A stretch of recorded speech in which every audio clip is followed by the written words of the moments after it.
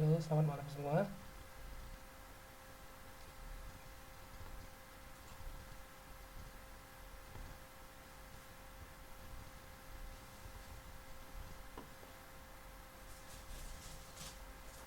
Suara saya sudah kedengaran belum?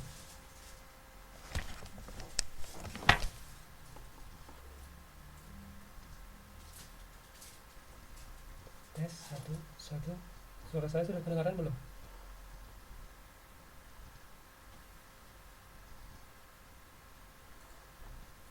Halo.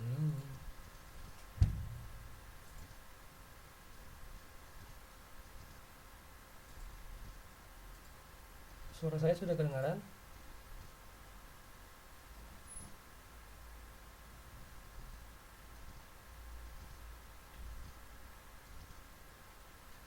Oke.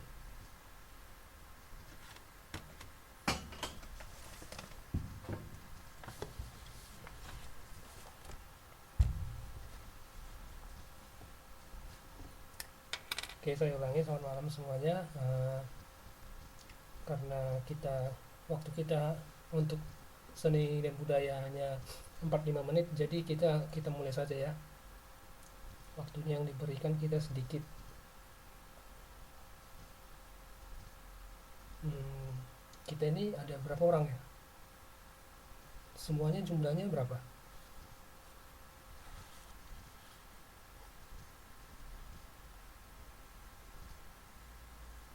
Oke, yang datang ini berarti satu, dua, tiga, empat, lima. Oke, nanti kalau yang lainnya menyusul aja ya. Kita mulai aja pembelajaran kita.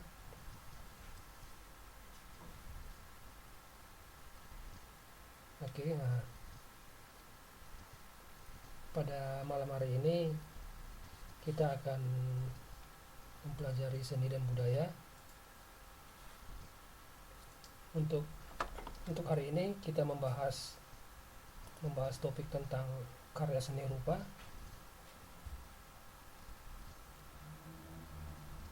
Di sini ada contoh beberapa karya seni rupa yang yang di yang saya tampilkan di slide. Itu merupakan salah satu karya seni rupa dua dimensi. Jadi seni rupa dua dimensi itu hanya berupa seperti lukisan, gambar, seperti gambar berikut. Ya, selamat malam juga. Nah, mungkin bagi kita pada saat pertama melihat gambar yang pertama itu ada gambar Dayak Dance, yang kedua ada gambar lukisan kaki petarung ayam, dan gambar tiga itu adalah Sukma Tosar. Kalau gambar yang pertama mungkin kita lebih bisa hmm, kalau lebih bisa mengapresiasinya, artinya lebih lebih mengerti. Artinya di situ gambarnya kita dapat menilai secara objektif bahwa itu merupakan ada gambar orang yang menari, orang Dayak yang menari. Begitu juga untuk gambar yang kedua, ada seorang kakek yang sedang akan petarung ayam seperti itu. Tetapi untuk gambar yang ketiga di sini agak berbeda. Mungkin kita eh, kurang kurang familiar ya. Seperti gambar apa itu gitu kan. Nah, dari tiga jenis contoh ini kita bisa dapat mengapresiasi gambar-gambar seperti ini. Contohnya ya, selamat malam juga.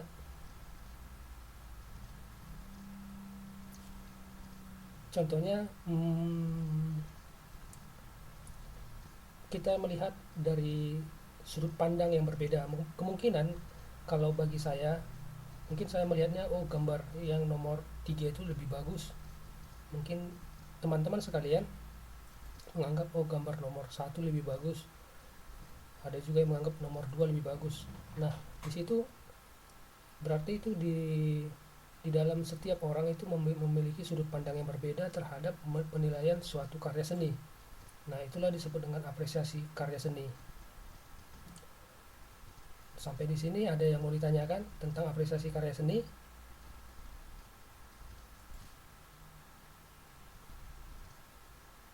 Ya, selamat malam juga.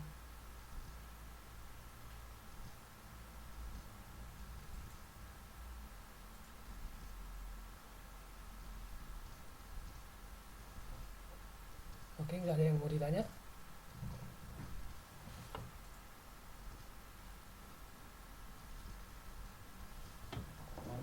Oke, kita lanjut kepada slide berikutnya. Nah, di sini ada simbol dan nilai estetis karya seni rupa dua dimensi. Dari gambar ini kita bisa mengidentifikasi bentuk simbol karya seni dua dimensi seperti gambar berikut. Dan kita bisa melihat aspek-aspek yang membentuk simbol tersebut dalam karya seni rupa tersebut, dan kita bisa juga menilainya, menilai estetisnya dan unsur-unsur yang ada di dalam. Contohnya di gambar tersebut kita bisa melihat warna, kemudian estetis itu artinya estetika, seperti gini.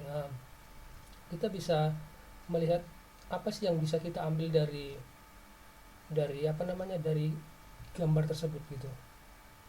Ya, selamat malam.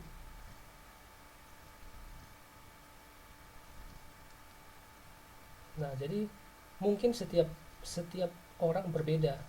Contohnya seperti slide sebelumnya, kita bisa melihat, oh gambar ini bagus, oh bukan, gambar yang kedua nomor yang bagus, bukan, nomor 3 yang bagus. Nah, itu tergantung kita menilai suatu karya seni rupa, karena kita mempunyai sudut pandang yang berbeda, seperti itu. Oke, sudah paham?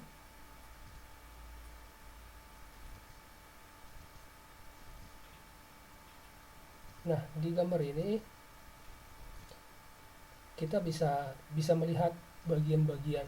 Memang ini gambarnya abstrak gitu ya, tidak membentuk suatu objek yang biasanya kita lihat, tetapi ini adalah kumpulan-kumpulan dari pelukis tersebut untuk mengapresiasi, untuk mengeluarkan apa yang ada di pikirannya. Nah, dari gambar ini mana yang paling mencolok bagi kawan-kawan yang merupakan sudut pandangnya, mana yang paling objektif menurut teman-teman? Di bagian mananya? Mungkin setiap orang berbeda-beda, tapi lebih saya kembalikan kepada teman-teman, mana yang menurut teman-teman yang lebih mencolok gitu.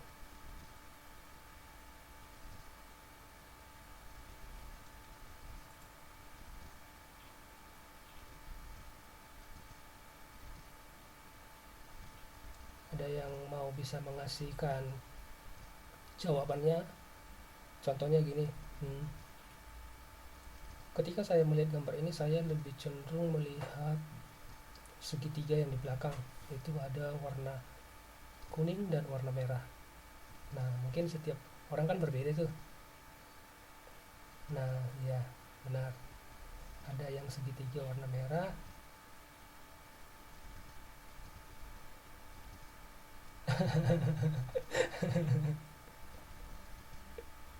Iya ya, tengahnya merah gitu.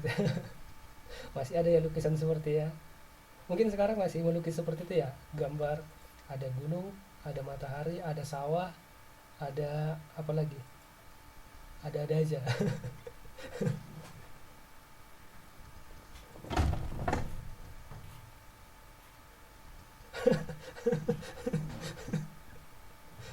lukisan legendaris.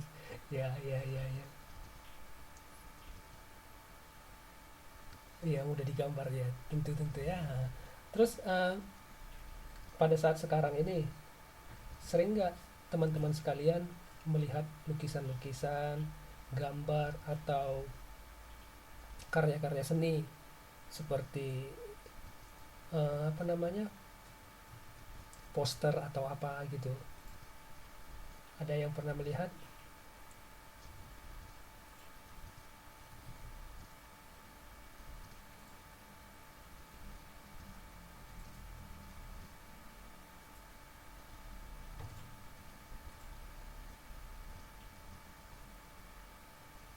Segitiga warna kuning di belakang. Mhm, mhm. Ya, bisa.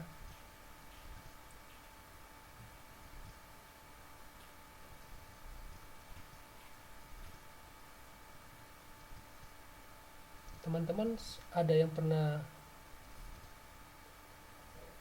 melihat lukisan di galeri nggak? Di galeri galeri galeri pameran-pameran. Nah, ketika teman-teman sekalian melihat lukisan-lukisan yang terpajang di dinding, merasa gimana gitu? Ada yang merasa menikmati gambar tersebut atau sekedar lewat-lewat atau sekedar foto-foto?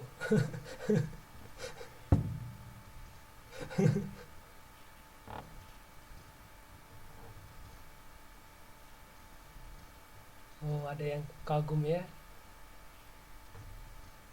Iya, iya, iya, iya. Nah, kalau yang merinding berarti mungkin hmm, si pelukis itu lebih lebih sukses, artinya dia lebih menggambarkannya itu lebih nyata sehingga kita sebagai pemerhati jadi lebih dapat apa yang dirasakan pelukis oleh perasaan pelukis oleh kita yang menikmati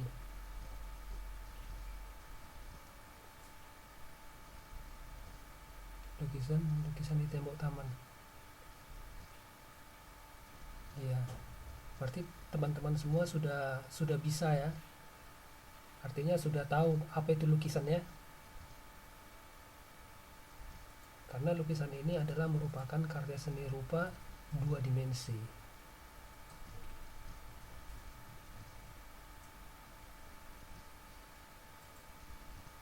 Oke, kita lanjut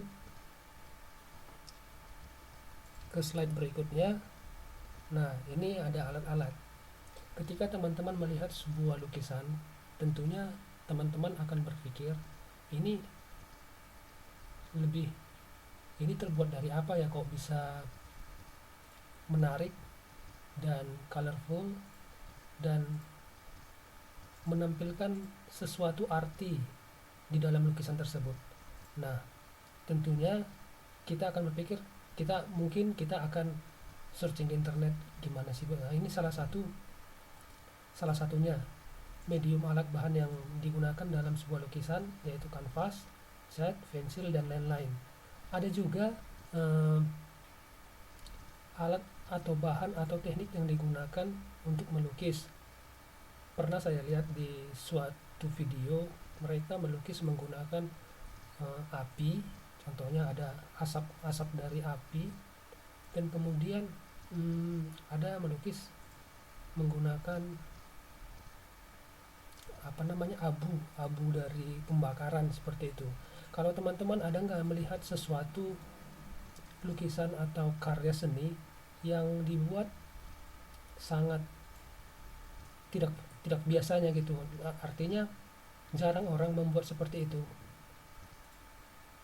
Ada ya, cangkang telur. Ya, selamat malam sih ya. Cangkang telur itu buat apa? Pasir. Kalau pasir itu buat apa? Ada ya, buat lukisan. Oh, mungkin dari, oh ya ya, saya ingat pasir ya.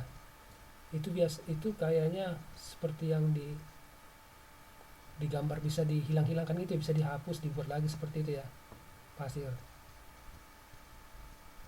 lukisan. Kalau Kalau cangkang telur buat apa itu ya?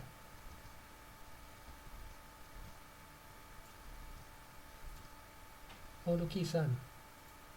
Saya baru baru tahu juga ada yang berarti perkembangannya sungguh luar biasa perkembangan seni ini ya.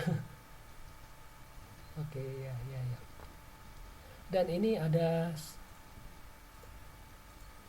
dia merupakan peta konsep jenis karya seni rupa dua dimensi. Itu kita lihat graf apanya gambarnya di slide. Nah, di situ karya seni rupa itu ada dua, yaitu seni rupa dua dimensi dan seni rupa tiga dimensi. Nah, pada saat sekarang ini kita membahas seni rupa dua dimensi. Seni rupa dua dimensi itu ada dua, ada yang seni murni dan ada seni rupa terapan.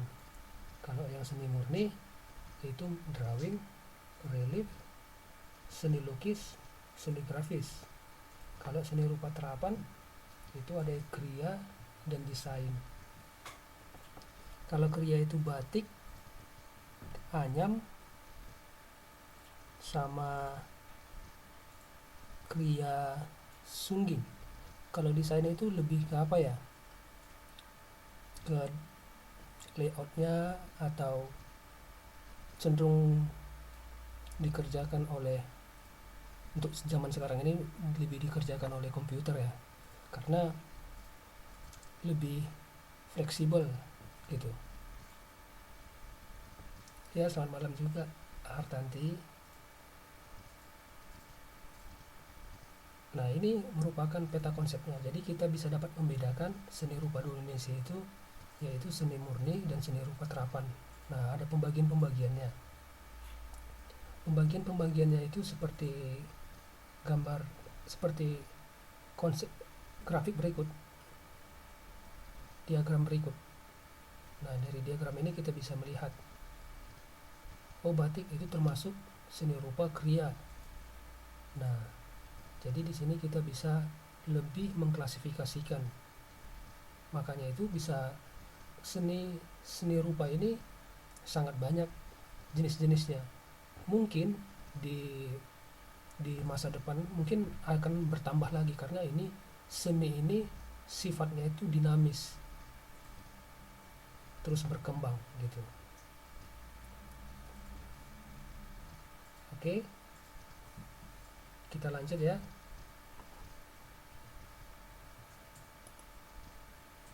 Nah, kita sekarang masuk ke seni rupa tiga dimensi.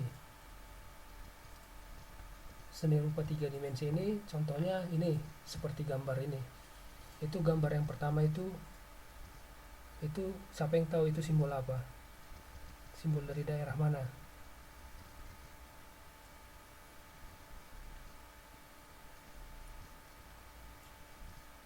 Ya, benar, Surabaya. Ada di sini ada, oh, ada orangnya di sini ya. Memang tinggal di sekitar Surabaya, Mbak. Mbak Siti Widiawati. Nah, menurut menurut cerita yang saya ketahui itu kan ada gambar ikan sura ya sama buaya. Jadi disebut Surabaya. Oke. Dan sebelahnya itu ada candi. Nah, ini dari kedua ini merupakan eh, karya seni tiga dimensi karena dia udah nyata, dia sudah asli, ada panjang, lebar, dan tinggi tiga dimensi. Jadi ketika kita jalan-jalan melihat melihat contohnya melihat patung seperti uh, Singapura. Nah, Singapura itu kan simbol apanya kan gambar singa ya, singa. Terus kalau kalau Indonesia contohnya monumen monumen nasional Monas. Nah, seperti itu. Kalau mungkin di Taiwan, siapa yang tahu ikon Taiwan? Ya, benar, gedung Iling-I. Berarti udah pernah ke sana semua ya. Iya, iya, CKS juga CKS. Kalau melihat melihat karya seni karya seni rupa tiga dimensi gitu, yang dilihat itu apanya menurut teman-teman? Apanya yang bisa dikagumi atau dinikmati dari karya seni tersebut?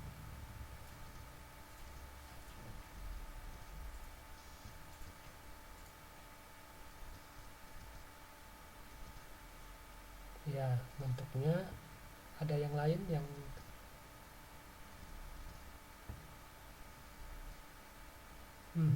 ya,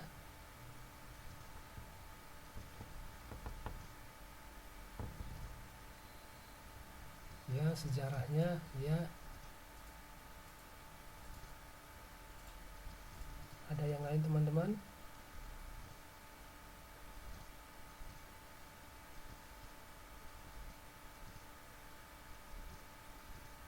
Desainnya, ya, kalau desainnya lebih ke bentuknya lah ya, karena kan bagian dari bentuknya.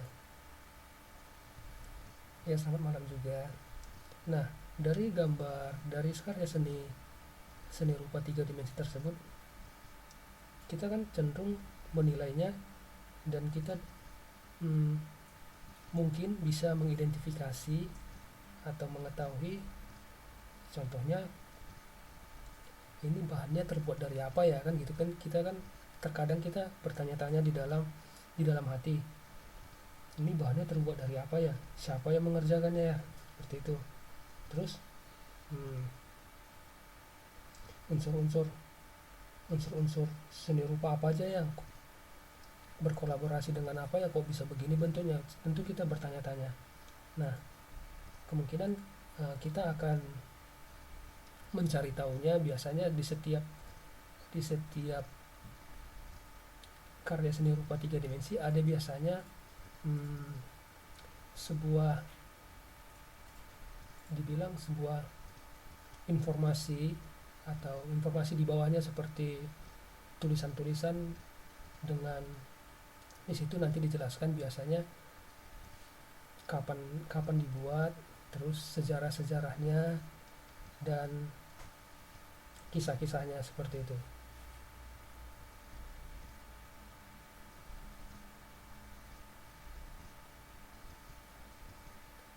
Sampai di sini ada yang mau ditanyakan?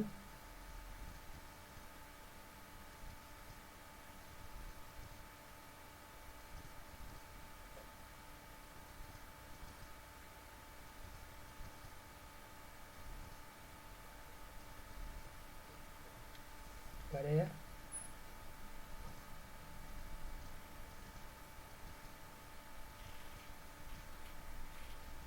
Oke, kita lanjut. Nah, ini tadi yang udah saya bilang, simbol dalam karya seni rupa. Karena eh, seni rupa ini seni rupa tiga dimensi ini banyak digunakan orang sebagai simbol-simbol dari suatu daerah. Contohnya ini tadi saya bilang, monumen nasional itu merupakan tugu, artinya ikon ikon Indonesia. Ada juga yang di daerah ini, seperti di Jogja, atau di tempat-tempat teman-teman sekalian, ada nggak ikon-ikonnya yang diberi, seperti ada gambar patung atau apa?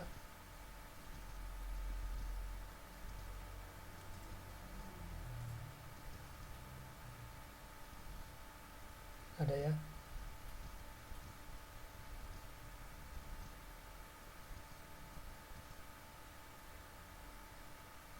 Nah, itu merupakan suatu karya seni rupa tiga dimensi yang teman-teman lihat, yang ada di daerah-daerahnya masing-masing.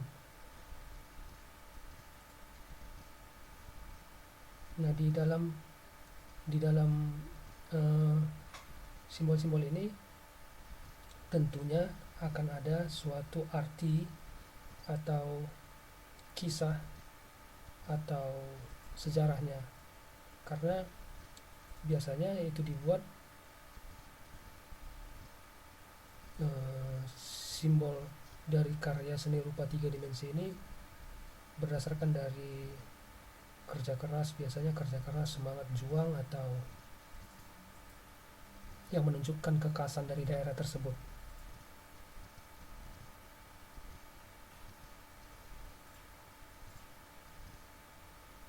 Jadi di sini ada nilai-nilainya dari setiap apa seperti ini. Nah, dari ada nilai estetis karya seni rupa 3 dimensi seperti yang saya tuliskan di sini. Nah, ada yang nilai estetis yang bersifat objektif.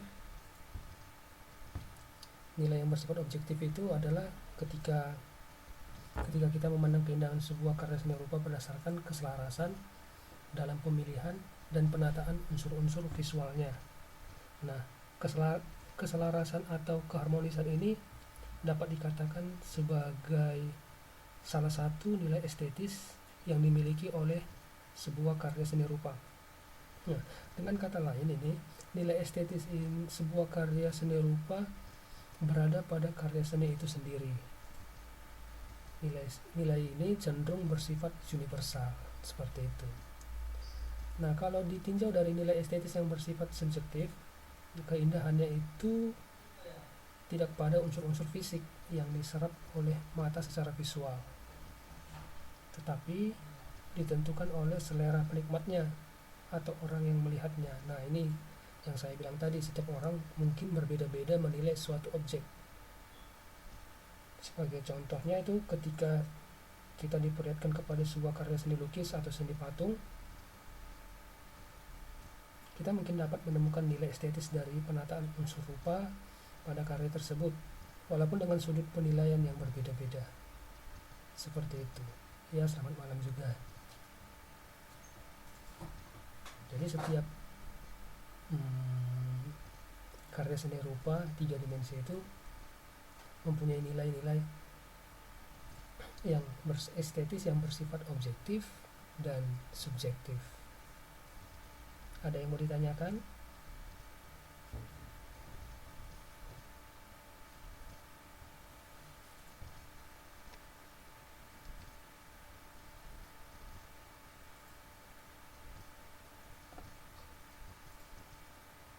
Oke, kita lanjut.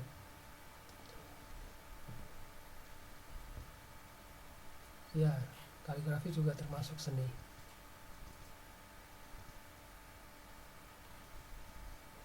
Nah,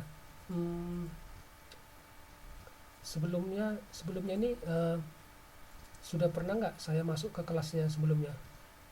Ada yang belum kenal sama saya nggak?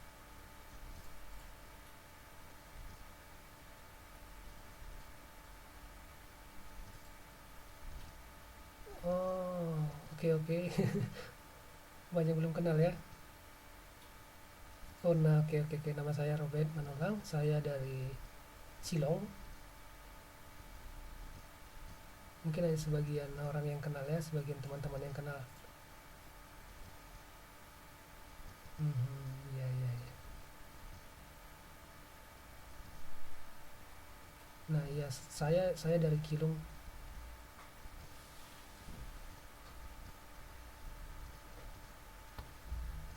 Ini teman-teman semua dari seluruh Taiwan ya. Ada yang di Kaohsiung nggak?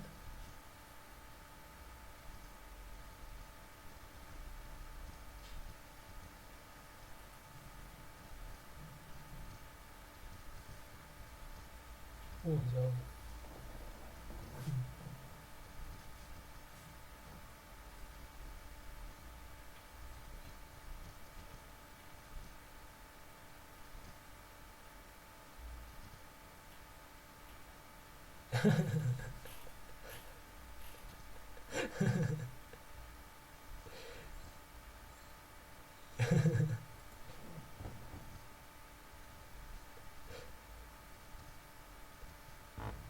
Ya, mungkin teman-teman yang lain sudah ada yang kenal ya.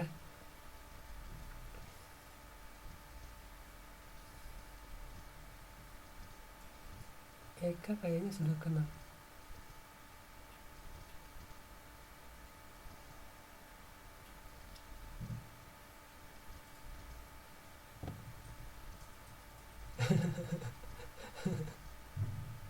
Oke, salam kenal ya semua ya. Saya kira tadi sudah kenal semua. Jadi saya belum memperkenalkan diri. Tadi memang siswanya masih 5 orang. Jadi saya perkenalkan diri ya. Saya Robert Manolang, saya dari Cilong. Iya, saya kuliah di sekitar Cilong lah, NTOU. Oke.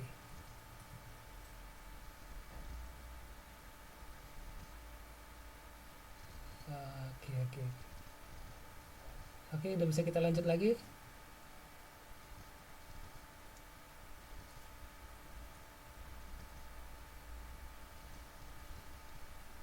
Oke, kita lanjut ya. Nah, ketika kita melihat sebuah karya seni, nah sebelumnya yang sudah pernah masuk sama saya, sudah pernah saya jelaskan, yaitu untuk me- ketika kita melihat sebuah karya seni, itu kan awalnya itu tahapannya itu adalah kita bisa, hmm, awalnya kita akan mengamati mengamati karya seni tersebut. Nah, dan yang tahap tahap keduanya kita akan, menanya. Jadi kita bertanya-tanya, oh ini dari mana ya, oh ini terbuat dari apa ya, oh ini kok bisa begini ya, oh ini kok bisa seperti itu ya. Nah, kemudian tahap yang ketiga itu kita mengeksplorasi. Nah, mengeksplorasi itu kita, lebih cenderung kita bisa nggak membuat seperti yang kita lihat sekarang gitu. Artinya kita lebih cenderung, mengeksplor diri kita. Bagus ya, saya bisa nggak membuat karya seni seperti seperti seperti lukisan tersebut, seperti karya karya seni tersebut. Nah, dan yang keempat itu adalah mengasosiasi. Ini kita di sini, bagian ini adalah mengevaluasi. Saya di sini mengulang kembali karena sebelumnya saya sudah pernah menjelaskan ini. Nanti kalau memang teman-teman, uh, belum belum tahu sama sekali, nanti akan saya upload, apanya, hmm, bukunya supaya bisa dibaca teman-teman kembali. Saya hanya mereview saja karena, uh, waktu untuk seni dan budaya ini sangat sedikit ya. Nanti teman-teman bisa membacanya lagi, nanti akan saya berikan bukunya. Dan kita lanjut, dan yang kelima itu mengkomunikasikannya.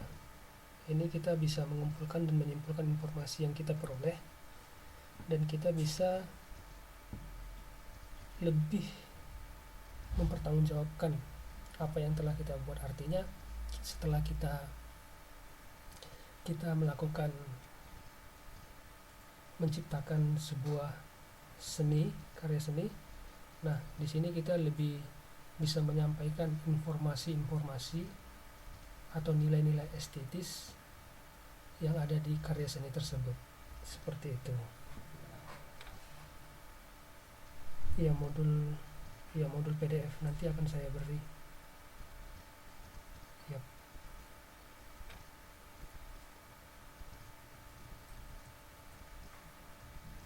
Oke, kita lanjut ke slide berikutnya. Kita masuk ke judul baru, yaitu seni musik tradisional dan musik modern. Sebenarnya karya seni rupa 2 dimensi dan 3 dimensi itu masih banyak ya. Mungkin teman-teman bisa melihat lagi atau mencari informasi tambahan di internet atau di buku-buku, karena ini, karya seni 2 dimensi dan 3 dimensi itu sangat luas dia, banyak sejarah, cerita-ceritanya, dan informasi-informasinya, sehingga teman-teman harus lebih banyak lagi ya membaca atau mencari tahu tentang karya seni rupa 2 dimensi dan 3 dimensi. Kita lanjut, kita masuk ke seni musik tradisional dan musik modern. Nah, seni musik ini mempunyai ada konsepnya, ada juga jenis-jenisnya, ada juga fungsinya, ada maknanya, ada simbolnya, dan ada juga nilai estetisnya. Nah, di sini sudah saya tuliskan itu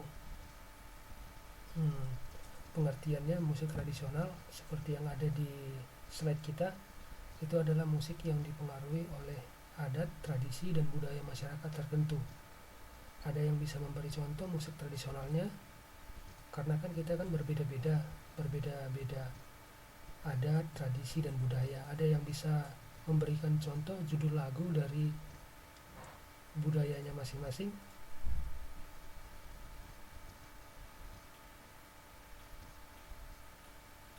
Ya, kalau angklung itu merupakan alat musik.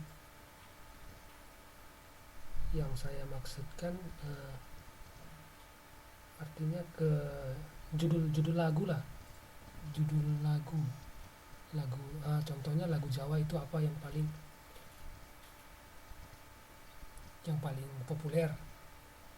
Peraih layar, lihat,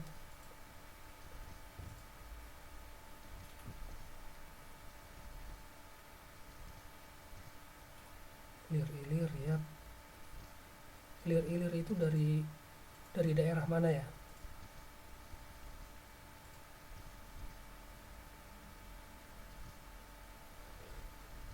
Jawa Tengah. Kalau itu Lipandang itu dari daerah mana?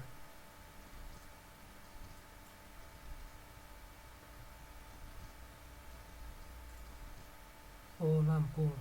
Iya, saya baru dengar juga itu. Kalau gundul-gundul pacul,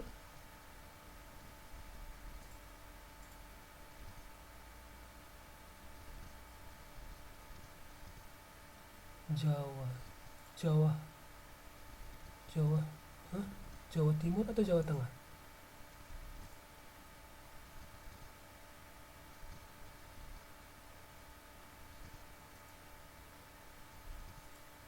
Jawa Tengah.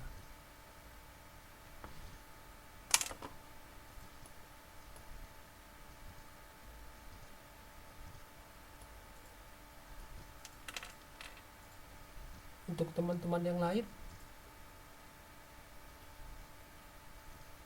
ada judul lagu yang bisa diberikan dari daerahnya.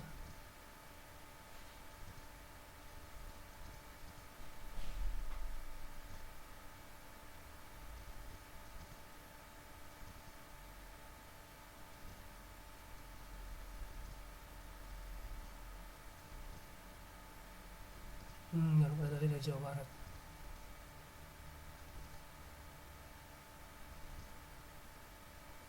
Ya, oke.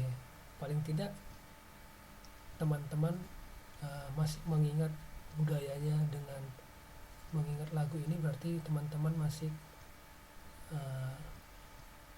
masih cinta akan budayanya, seperti itu. Jadi kalau yang nggak tahu sama sekali, ya perlu ditanya-tanyalah kepada teman-teman yang daerahnya, karena itu merupakan suatu simbol buat kita bahwa kita itu adalah dari budaya ini, seperti itu. Tanya Mbak Google.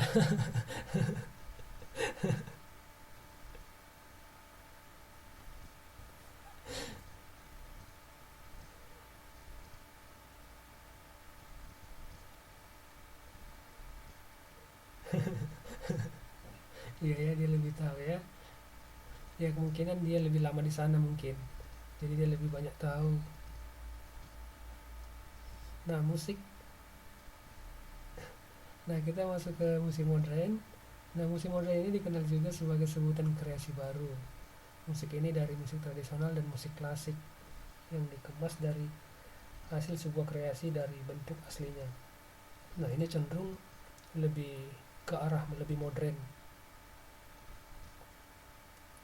tetapi ini masih ada hubungannya dengan musik klasik, musik tradisional, seperti itu. Kalau musik tradisional itu kan lebih ke bahasanya lebih ke bahasa kultur masing-masing yang lebih kental gitu. Tetapi kalau di musik modern ini sudah lebih ke seperti di generalisasikan, seperti contohnya tadi ada gundul-gundul pacul atau yang lainnya tadi. Nah seperti itu udah masuk musik modern.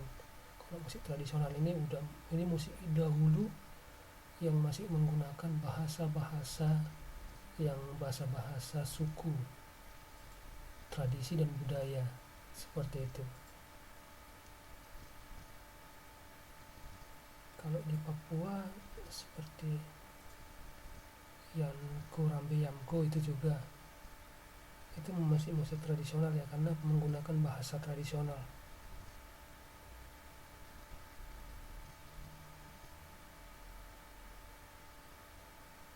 Ampar-ampar pisang termasuk musik modern karena sudah menggunakan bahasa Indonesia, tetapi dibuat di daerah masih ada sangkut pautnya ke musik tradisional.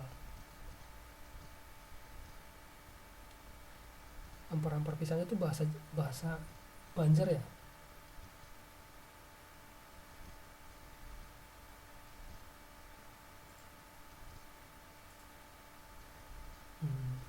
Terus di musik musik ini saya menunjukkan ada dua kan, musik tradisional dan musik modern.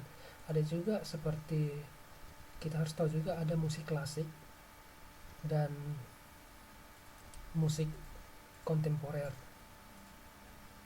Nah musik klasik ini itu lahir itu pada abad yang ke-18, mungkin ini sudah lama ya. Nah ini contohnya seperti musik-musik Mozart seperti itu, karena ini musik termasuk dibilang musik-musik kuno, dan ini berkembang di lingkungan kaum bangsawan atau di lingkungan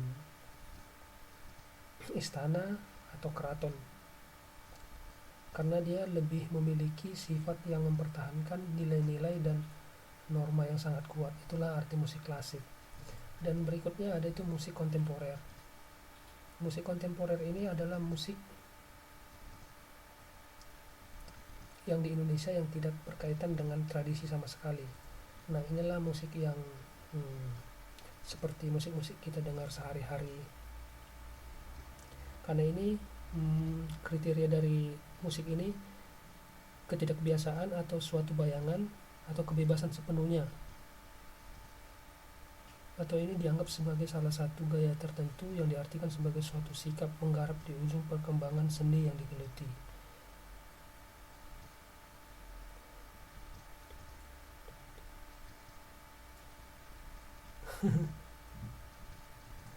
Ramadia. Nah itu dia dijawab Mbak Intan.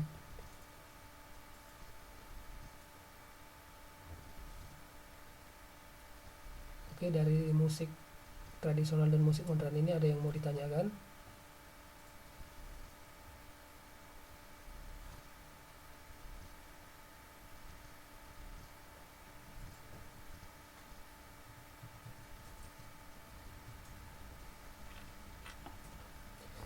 Oke, kalau nggak ada kita lanjut.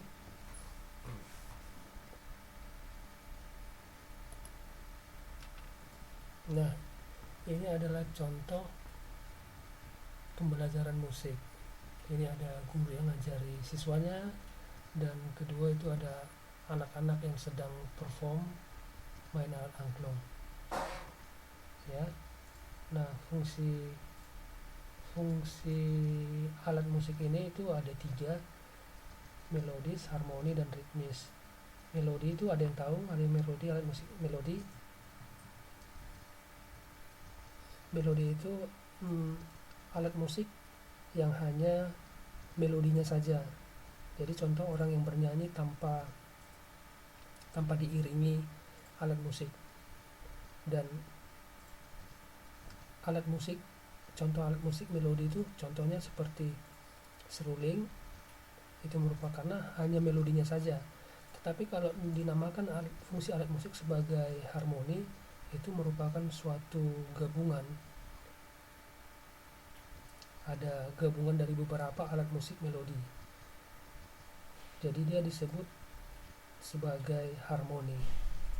Kalau dia fungsi alat musik ritmis, itu adalah alat musik yang tidak mempunyai not.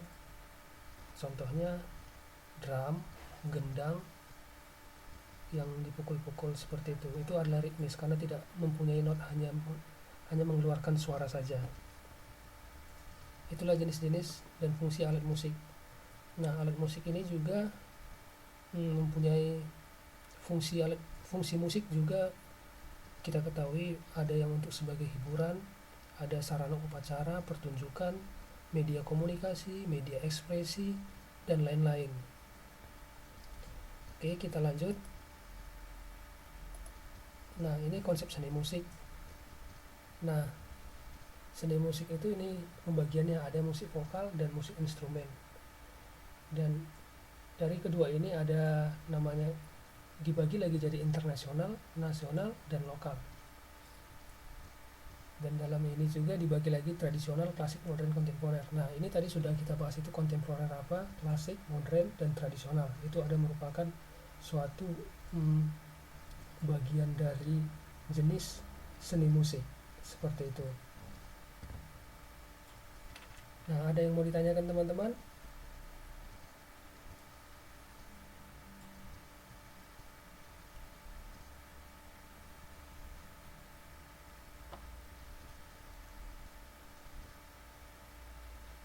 Musik vokal itu seperti pernah dengar orang bernyanyi saja gitu, seperti Seriosa, dia hanya bernyanyi di suatu opera gitu, hanya nyanyi saja seperti itu.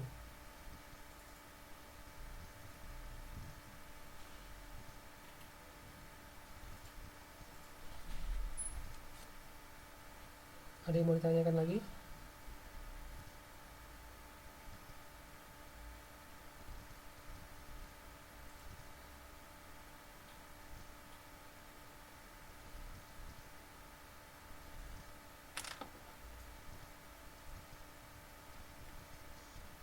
Iya, benar,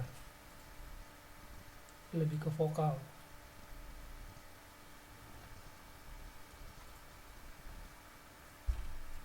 Oke, kalau memang tidak ada ditanya, saya akhiri untuk pembelajaran hari ini.